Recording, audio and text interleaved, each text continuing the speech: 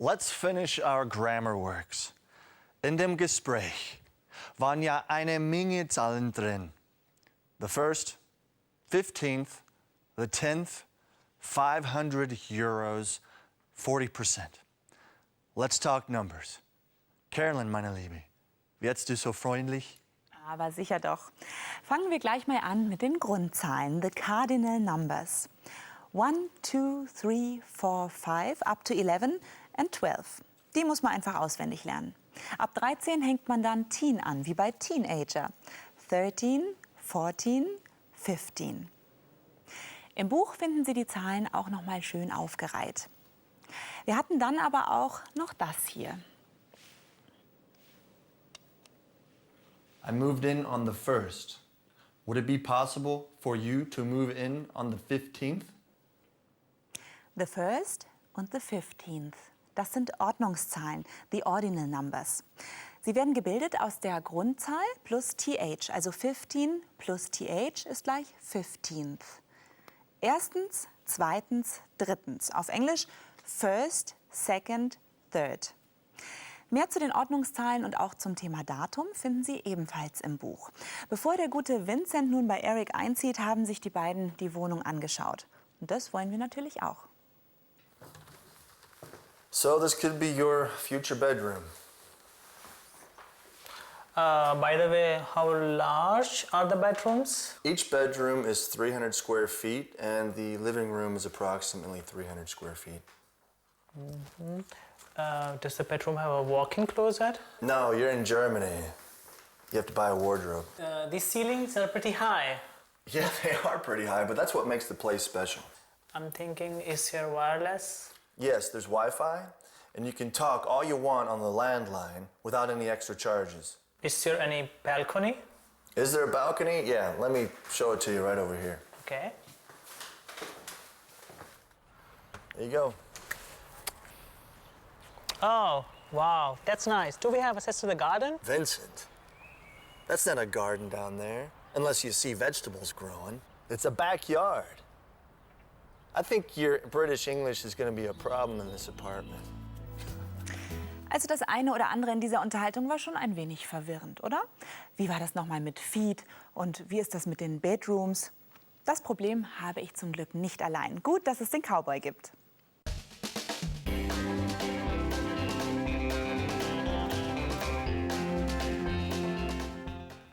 Wow, that one looks good. Stylish 3-bedroom sub-penthouse apartment. 3 bedrooms. First floor.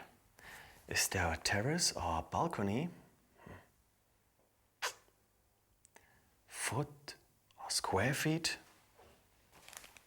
I have no idea. I think it's time to call a cowboy.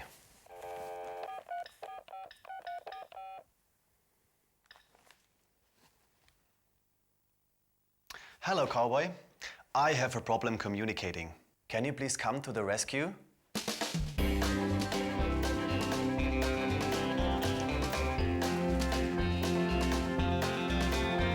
Okay, I'm coming to the rescue.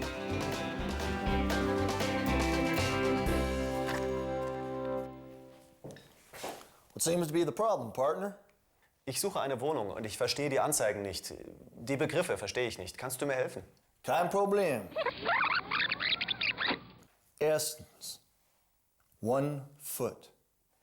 Wir rechnen in Inches, Feet und Yards und nicht in Metern und Zentimetern. Die Größe einer Wohnung zum Beispiel wird in Square Feet angegeben. 1 foot ist 0,3 Meter. Zweitens, 3 bedrooms. Das kann man im Englischen wörtlich nehmen. Wenn eine Wohnung mit 3 bedrooms ausgeschrieben ist, hat sie wirklich 3 Schlafzimmer und zusätzlich Küche, Wohnzimmer und Bad. Das ist eine 4-Zimmer-Wohnung in Deutschland. Und drittens, First Floor. Eine Wohnung, die in England mit First Floor angegeben wird, ist im ersten Stock. In Amerika im Erdgeschoss. How? Thank you very much, cowboy. Now I know how to look out for an apartment. You're welcome, partner. Let me tell you one thing. When you find yourself in a hole, the first thing you do is stop digging. The second thing you do is call a cowboy. Carolyn, I believe now you can start your apartment search in the United States. Ja, verstanden habe ich es jedenfalls, aber ich glaube, das hat noch ein bisschen Zeit. Weißt du was, ich fahre jetzt erstmal heim in meine deutsche Wohnung. Bis dann. All right, see you later, Carolyn.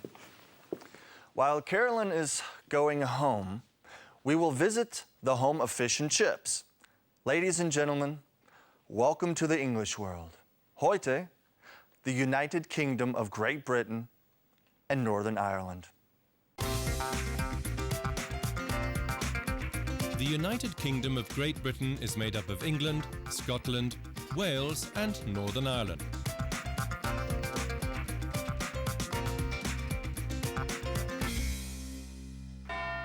The capital of the United Kingdom is London. Here sits a common parliament in the Palace of Westminster and a common government with the Prime Minister in Downing Street. The British Parliament consists of the lower house or the House of Commons and the upper house, the Senate or the House of Lords. Head of state is the British Crown. Many public matters in the four nations in one are largely uniform, British education for one. The school system is three-pronged. The primary level is up to 11 years old. The secondary level qualifies for access to university, and the third level is divided into further and higher education. Typical for British schoolboys and girls is the school uniform. You can even tell which class they are in by it. Great Britain is world famous for its elite schools and universities. You can pay up to €45,000 a year for certain boarding schools. But they can open the door to renowned universities like Oxford and Cambridge. But the pupils don't have it easy though. A tight and strict curriculum makes maximum discipline necessary for tomorrow's elite. Sunday is their only day off.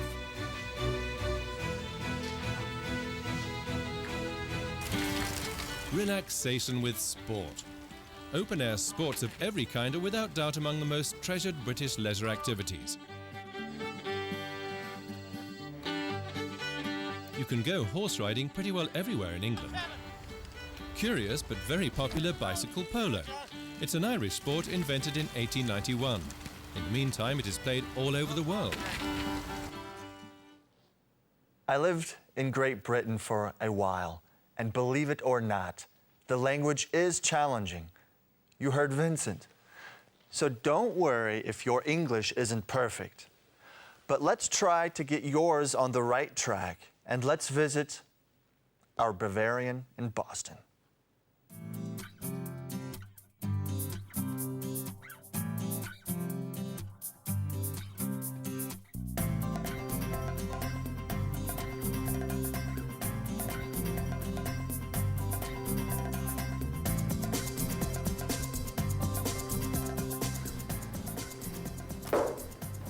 Thank you, man. There's lots of weird people in this town. I know.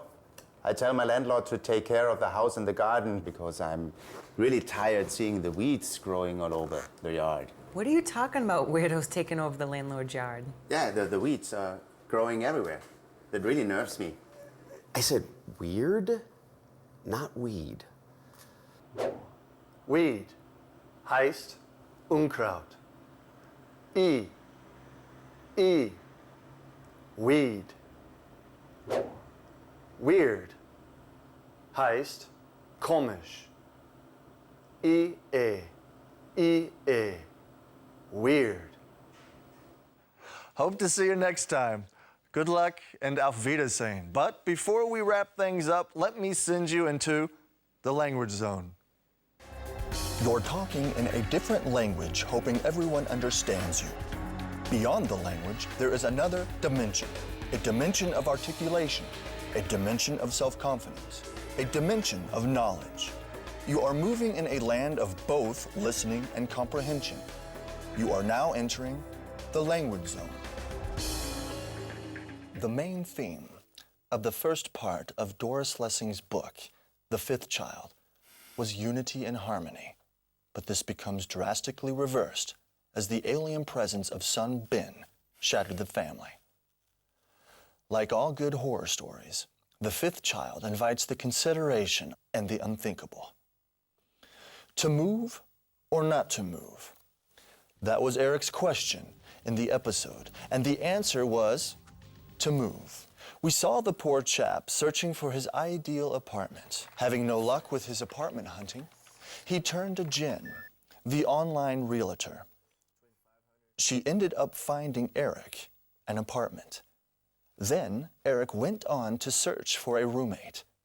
Through this whole experience, we learned how to use the definite and indefinite articles, the, a, and the demonstrative articles, this, these, that, and those. Plus, we got to see in the story how the cardinal and ordinal numbers are used. Also, we learned how a Indian British accent sounds like. In our segment Into the English World, we learned much about the United Kingdom of Great Britain and Northern Ireland. Our cowboy came to the rescue and explained to us what square feet are and what furnished, Wi-Fi, and ground floor meant. Also, we learned the differences between meter and yard. Bogart and Holmes showed us once again how the English language has divided two countries. For example, in England, our good friend Jen, the realtor, would be a real estate agent. And she would not have apartments for rent, but flats to let.